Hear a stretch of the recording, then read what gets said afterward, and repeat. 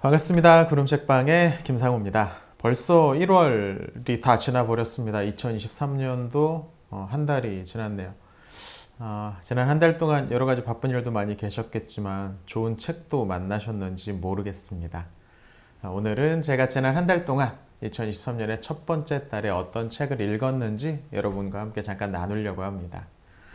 첫 번째로 본 책은 계속 이 시리즈 제가 보고 있죠. 콜린 맥컬로가 쓴 카이사르의 여자들이라는 책, 첫 번째 시리즈입니다.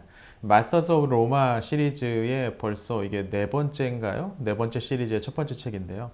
제목에서 알 수 있듯이 카이사르의 여자들, 카이사르가 이제 한창 로마 정계에서 부각하고 있고 그 주변에 있는 여러 여성들에 관한 이야기를 다루고 있습니다. 가장 먼저는 어머니인 아우렐리아가 있을 거고요. 그의 아내들, 또 그가 이 로마 정계에서 만났던 여러 여성들, 이 카이사르가 또 연문을 많이 뿌리기로 유명하잖아요. 여러 이런저런 유력자들의 아내들과 바람 피우기로 유명한 바람둥이였는데 그런 이야기가 조금 나옵니다. 그리고 나중에 카이사르의 암살과도 관련된 브루투스의 어머니 세르빌리아와의 진정 관계도 이번 작품에서 조금 이제 설명이 되죠.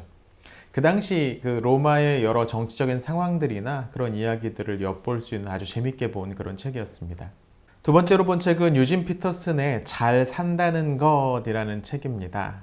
유진 피터슨은 많이들 아실 겁니다. 그분이 어떤 책을 쓰시고 어떤 느낌의 글들을 쓰는지.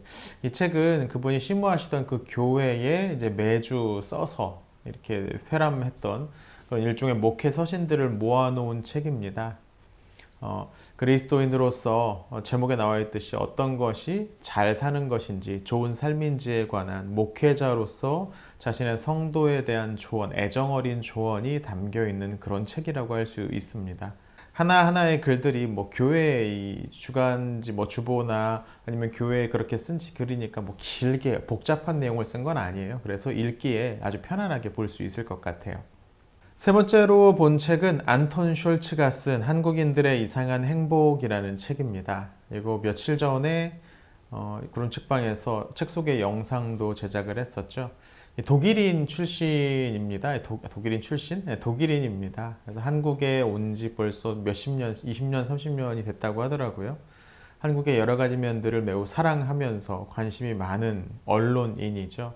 텔레비전이나 이런 데서도 몇 번 본 적이 있는 것 같아요. 이분이 생각하기에 이 한국인의 참 여러 가지 것들이 좋은데 도대체 이해가 되지 않는 부분들, 그러니까 한국인들이 못 보고 지나쳤던 그런 것들이 있었음을 깨닫게 되고 그걸 이제 차분하게 옮겼습니다.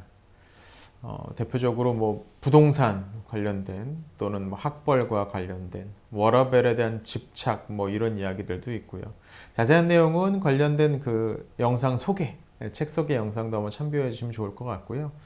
이것도 에세이에 가깝습니다. 그래서 그렇게 어렵지 않게 읽을 수가 있는데 우리가 너무 익숙해서 이상한 줄 모르고 넘어갔던 여러 가지 이야기들을 한번 체크해 볼 수 있는 그런 책입니다.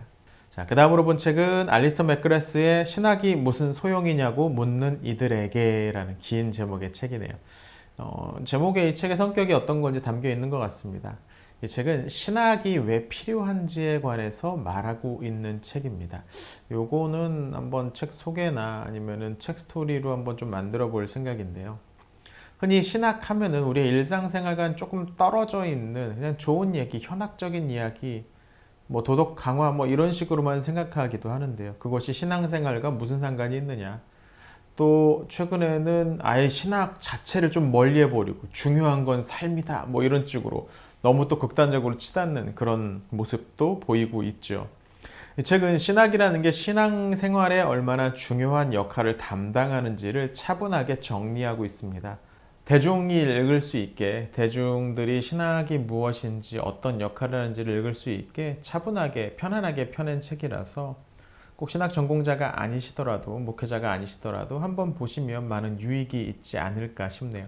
개인적으로는 이 책에서 가장 인상적이었던 부분은 경의라는 부분인데요. 신학은 경이감을 회복시켜서 우리로 하여금 하나님을 찾게 한다 이런 내용이었던 것 같아요. 일상에 너무 매몰되어서 신앙생활의 깊은 맛을 조금 희미하게 잊어버렸다 싶으신 분들도 한번 읽어보시면 좋을 것 같습니다. 다음으로 본 책은 리처드 플래처가 쓴 십자가와 초승달, 천년의 공존이란 책입니다.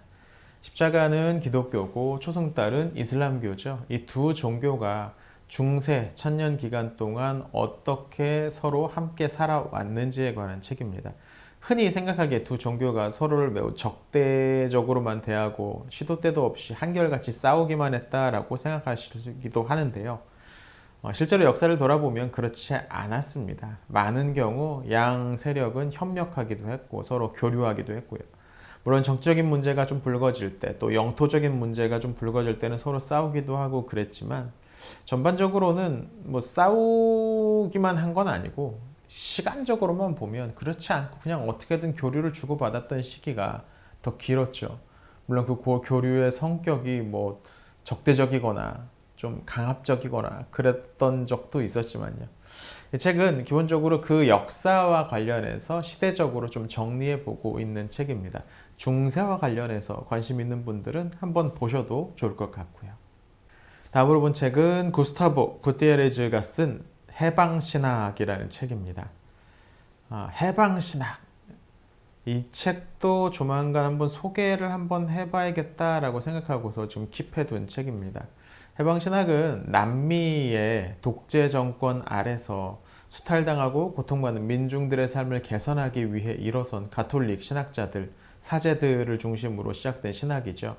이 구테레즈라는 분이 해방신학의 창시자 내지는 그것을 초기에 이제 정립하는데 큰 공을 세운 분이라고 알려져 있어요. 이 책은 해방신학이 어떤 것인지를 차분하게 역사적인 맥락에서 성경적인 맥락에서 또 그 신학적인 맥락에서 풀어내고 있는 책입니다. 이 책이 바로 신학책이에요.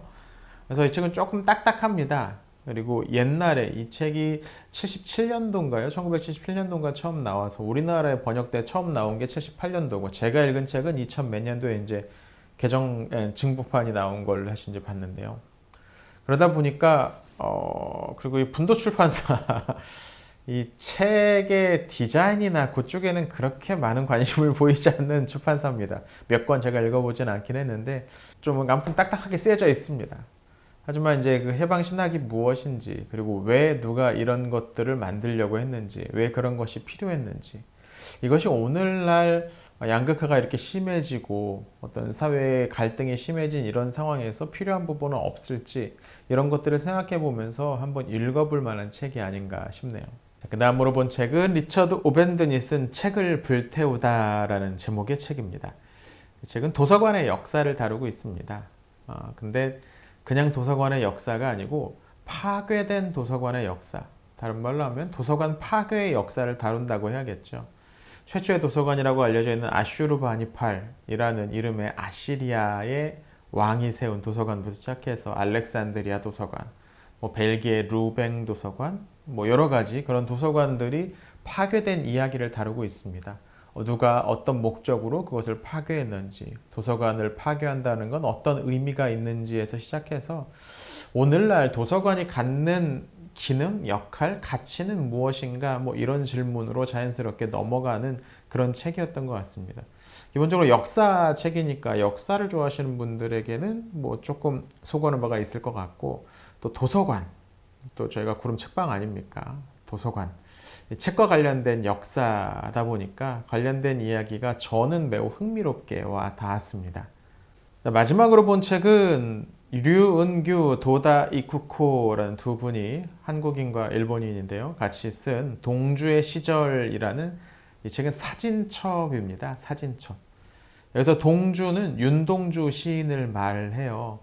20세기 초반에 간도에서 태어났죠. 간도 지역에서. 지금은 이제 중국 땅이 된 예전에는 조선인들이 많이 건너가서 집단으로 거주했던 그런 지역이죠. 간도에서 태어난 윤동주의 탄생과 어린 시절, 학창 시절까지 그곳에서 보냈는데 그 이야기들을 주로 담고 있습니다. 사진집이다 보니까 이제 관련된 사진들이 많이 찍혀 있어요. 20세기 초반에 간도 지역을 중심으로 찍힌 사진들. 전 처음에 이 책을 도서관에서 보고서 윤동주 관련 사진집인가 해서 가져와서 읽기 시작을 했는데 그렇진 않더라고요. 윤동주의 어린 시절, 학창시절 사진이 그렇게 많이 남아있지도 않고요. 이건 그 시절에 그 비슷한 시절 즈음에 그 비슷한 지역에서 찍었던 여러 민중들의 사진들을 모아놨습니다. 다만 이제 그런 것들을 보다 보면 자연스럽게 윤동주의 어린 시절도 떠오르죠. 뭐 비슷한 삶을 살았을 테니까요. 20세기 초반 어려운 시절을 살았던 조선인들, 우리나라 사람들의 삶, 그리고 윤동주가 남긴 여러 시들을 그 사이사이에 이렇게 배치를 해서 좀 종합적으로 읽을 수 있게 만들었다? 뭐 그런 느낌이 듭니다. 윤동주의 시를 좋아하시는 분들, 윤동주 시인을 좋아하시는 분들은 이 책에 대해서도 좀 호감을 가질 수 있지 않으실까 싶네요. 자, 이렇게 지난 1월에는 8권의 책을 봤습니다. 2023년 첫 달 스타트가 그렇게 나쁘지는 않습니다. 여러분은 지난 한 달 동안 어떤 책을 가장 즐겁게, 재밌게 또 인상적으로 보셨나요? 댓글을 통해서 저와 함께 교류하시면 좋을 것 같습니다. 2월에도 좋은 즐거운 독서 시간 되시고요. 또 구름책방의 여러 영상들도 많이 관심 가져주시면 좋겠습니다. 구독과 좋아요 그리고 좋은 댓글은 영상 제작에 큰 힘이 됩니다. 시청해 주셔서 감사합니다.